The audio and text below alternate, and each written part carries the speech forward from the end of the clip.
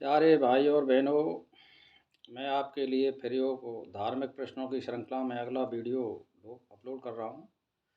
तो आज 61वें प्रश्न से और 170 तक चलेंगे। तो इसको ध्यान से सुनें कि वासना से आत्मा वस्तु सत मानता है, यानी वासना से आत्मा वस्तु को सत मानता है। इसका प्रश्न यह है, तो वो कैसे है, इसका ध्यान से सुनें। प्राण निरोध से ही परमात्मा में स्थिति हो जाती है और तीव्र संवेगों से आत्मा के द्वारा जिस पदार्थ की भावना की जाती है तत्काल वह जीवात्मा स्मृतियों को छोड़कर तद्रूप उसी पदार्थ में लीन हो जाती है। यानी जो जिस पदार्थ की इच्छा करता है वो मनुष्य, तो आत्मा उसी की ओर मुड़ जाती है और वही पदार्थ तद्रूप प्राप्त होता है। इसका मतलब ये होता है, तो वह जीवात्मा जिस किसी को देख लेता है उस सब को वह सत वस्तु मान लेता है और वासना के वेगवश वह अपने स्वरूप को भूल जाता है। यानी वो ये भूल जाता है कि मैं कौन हूँ और मुझे क्या कर्तव्य है और क्या सही है क्या गलत है, ये वो सोच नहीं पाता है। तो उसी को सत मान लेता है। इसलिए वो आत्मा जिस वस्तु की ओर मोड़ देते उसी को सत मानता है। यानी परमात्मा की ओर मोड़ देंगे तो परमात्मा को मानेगा, बुरे कर्मों की ओर मोड़ देंगे तो वो बुरे कर्मों को मानेगा। इसका मतलब ये होता है। तो 62वां प्रश्न है, प्राण स्पंदन और वासना दोनों किससे उत्पन्न होते हैं? तो इसका उत्तर है हृदय। और हृदय में प्रिय और अप्रिय शब्द आदि विषयों का चिंतन करते ही प्राण स्पंदन और वासना दोनों अभिभूत सो उत्पन्न होते हैं। तो अब प्रश्न है हमारा इसी में जोड़ते हुए जो 62वां प्रश्न है, इसीलिए विषय ही इस दोनों का बीज कारण है। इसीलिए विषय चिंतन का परिणाम करने से प्राण स्पंदन और वासना दोनों ही तत्काल समूह नष्ट हो जाते हैं और जीवात्मा ही इस सब चित्त का बीज है। और जीवात्मा से रहित कोई भी विषय नहीं है, क्योंकि जीवात्मा सब विषयों में व्यापक है और जीवात्मा वासना रहित होने पर मोक्ष प्राप्त होता है। यानी वासना रहित हो जाता है तब ये मोक्ष प्राप्त करता है, और जब कर्मों में वासना या विषय में वासना होती है तो उनमें वो लिप्त हो जाता है। इसका मतलब ये होता है, इसीलिए ये जीवात्मा का ही कारण है इसमें। तो 63वां प्रश्न है, परमात्मा का यथार्थ स्वरूप क्या है? यानी असली रूप परमात्मा का क्या है? तो इसको ध्यान से सुने। नंबर 1 में है, जगत में आदि और अंत से रहित प्रकाश स्वरूप परमात्मा ही है। यानी आदि से लेकर अंत तक सब जगह प्रकाश रूप परमात्मा ही है। इस प्रकार का जो दृढ़ निश्चय है, उसी निश्चय को ज्ञानी महात्मा गण समय ज्ञान यानी परमात्मा के स्वरूप का यथार्थ ज्ञान कहते हैं। यानी जो असली जो ज्ञान है वो ये है, यानी शुरू से लेकर के अंत तक, जहाँ तक आताल पाताल आकाश स्वर्ग लोक परलोक सब में दृढ़ ये होना चाहिए कि ये प्रकाश रूप परमात्मा है। तो यही असली रूप है परमात्मा का। और जो ये घट घट आदि आकारों में जो दिखता है वो फिर विलीन हो जाता है। इसका उत्तर यह है। तो अब है साहब 64वां प्रश्न, मनुष्य जीवन में आनंद कैसे पाता है? मनुष्य जीवन में आनंद कैसे पाता है? इसका उत्तर है, संचित अर्थात पूर्व जन्म के फल और आचार आदि से संग्रहित शिक्षा रूपगत दूसरे और क्रियामण कर्म जो पूर्व संस्कार के अनुसार किए जाते हैं, इन दोनों प्रकार के कर्मों द्वारा मनुष्य परमेश्वर की शक्ति के अभ्यास से आनंद पाता है।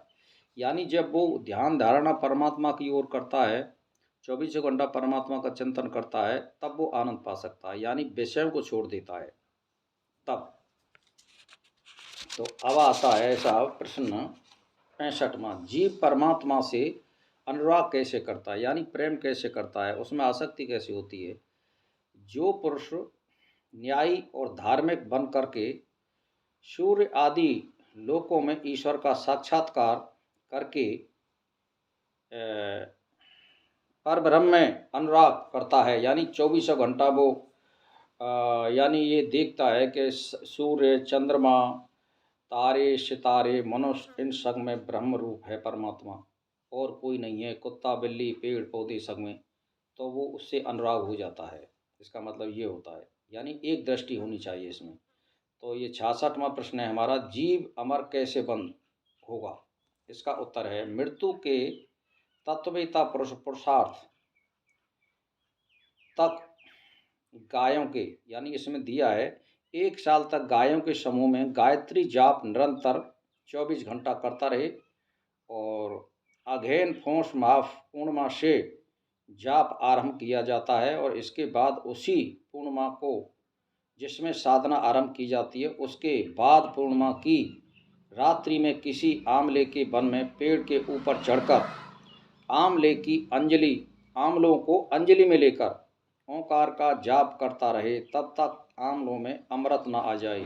अमृत आने पर जितने मुलायम मीठे हो जाते हैं, एक आंवला मतलब उतना खाते जाए, जितना आपको पेट भरे उतने आंवले खाते जाए, तो एक आंवला 1000 वर्ष की आयु देने वाला होता है, ऐसा शास्त्रों में बताया है।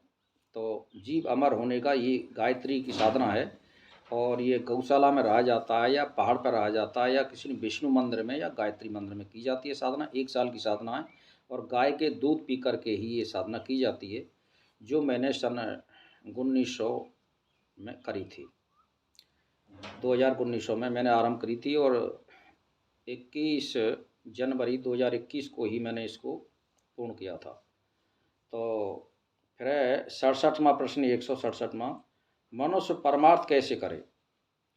यानी ब्रह्मज्ञानी पुरुष सूर्य आदि लोकों में ईश्वर शक्ति देखकर उसके आश्रित रहकर सबकी उन्नति करे। जैसे सूर्य सब लोगों को प्रकाशित करता है और चलता रहता है, उससे ये शिक्षा लें कि हमें क्या करना चाहिए। सूर्य सबको प्रकाश दे रहा है, चाहे कोई दुश्मन हो, चाहे कोई शत्रु हो, या छोटा हो, बड़ा हो, पेड़ हो, जड़ हो, चेतन हो, सबको वो प्रकाश देता है। ऐसे ही हमें सूरज से शिक्षा लेनी चाहिए।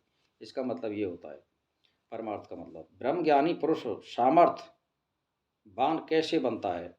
ब्रह्मज्ञानी पुरुष ईश्वर से वेद से अध्ययन करके सामर्थ्यवान ज्ञान प्राप्त कर सकता है। मतलब वेदों का अध्ययन करे तो उसमें जो शिक्षा दनी है उसके अनुसार वो बन सकता है। मनुष्य अपना जीवन सफल कैसे बनावे? इसका उत्तर है, 69वां प्रश्न है 100, मनुष्य उत्तम ज्ञान एवं उत्तम विद्या पाकर संसार को सुधार करने वाला बनकर और अपना जीवन सफल बना सकता है। यानी खुद शिक्षा ग्रहण करके दूसरों को सुधार करके, यानी व्यसनों से उनको छुड़ावे जैसा भी हो सके, तो वो उनको सफल बना सकता है। तो 169वां और 170वां जो प्रश्न है हमारा, वो यह है जो लास्ट है, मनुष्य अपना जीवन कैसे व्यतीत करता रहे? यानी उसकी दिनचर्या कैसी होनी चाहिए उस मनुष्य की। सर्वव्यापिनी वेदवाणी द्वारा अपना जीवन जिए, यानी जो वेद मार्ग में जो जीवन जीने की शैली बताई है उसके अनुसार अपना जीवन जीवे। जैसे कि सुबह उठ कर के अपना नित्य दंत धावन, शौच आदि से निवृत्त होकर के स्नान करके, और 4 के लगभग ही लगभग अपने आसन पर बैठ जाना चाहिए, और ईश्वर का ध्यान चिंतन, गायत्री का मंत्र जाप करे। तो जब सूर्य उदय हो जाए